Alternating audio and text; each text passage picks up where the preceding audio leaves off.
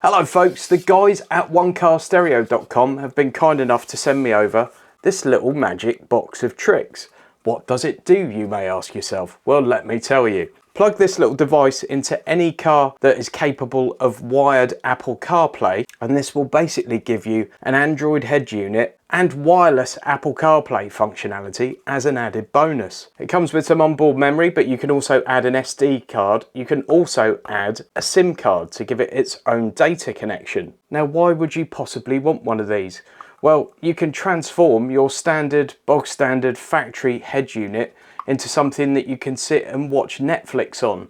You can play Spotify through it. You can use Waze for your navigation. You can run VLC media player and a whole host of Android apps directly from your head unit. And you've also got, of course, that wireless Apple CarPlay functionality. I'm going to give you a demo of the unit now and then come back and summarize at the end. Okay folks, I'm here in the family Touran. Apologies for the video quality here, but I'm just hand holding my GoPro for this. Here's the little device and I'm going to plug it into the USB socket in the car. Would you like to connect with Apple CarPlay?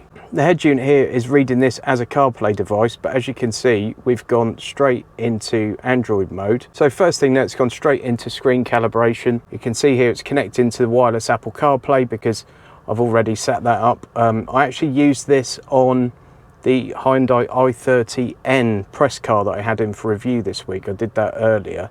And I've just popped some footage of that up on the screen for you now, so you can see how it adapts to the different screen sizes in different cars. It just does that initial calibration first time you plug it in, and then it automatically sorts itself out for your car. So here's the wireless Apple CarPlay. It's just as snappy as when you just plug into the car normally. So despite my awful mobile phone signal, CarPlay works exactly as it does normally when it's plugged in. No issues with it whatsoever. All good, happy with that. So let's say we now want to leave CarPlay and go back to Android. Press this little white dot here and you get this menu. Now pressing home will take us back to the Android system, which looks a lot like this. You'll see on the Hyundai footage the icons are much smaller because it's a much larger screen, but on this one they look pretty much like CarPlay does. So my Bluetooth is still connected to the CarPlay aspect of this box. So to use data on the Android side of things, I've just set up a Wi-Fi hotspot on my phone and I've connected to that Wi-Fi hotspot. So what we're using now on here is Wi-Fi from my phone. As I think I said in the intro, you can actually put a separate SIM card into the box if you want, and it can have its own data connection. That may make life a little bit easier for some of you, possibly not. So let's see how this works. Remember, I've got the worst phone signal known to man, but we will at least try and do this. So I've just signed into Netflix now using my normal login. Let's watch a bit of Cobra Kai. I'm going to cut the sound out of this because otherwise I'll get some sort of action taken against me. There you go, watching Netflix in the old Touran. There's a thing, that's bananas. So then to come out of Netflix, all we do is press that again and go to home, and we're back at this screen. Don't forget, you've got access here to Waze, definitely one of the most popular sat-nav apps. If you haven't used it before, you should give it a try. It's very, very good. You've also got Google Maps. You've got YouTube. Let's see if we see anyone we know on here. Look at this handsome chap. Wow, he's really got the film star look. We've got Spotify, we've got YouTube Music, which is brilliant.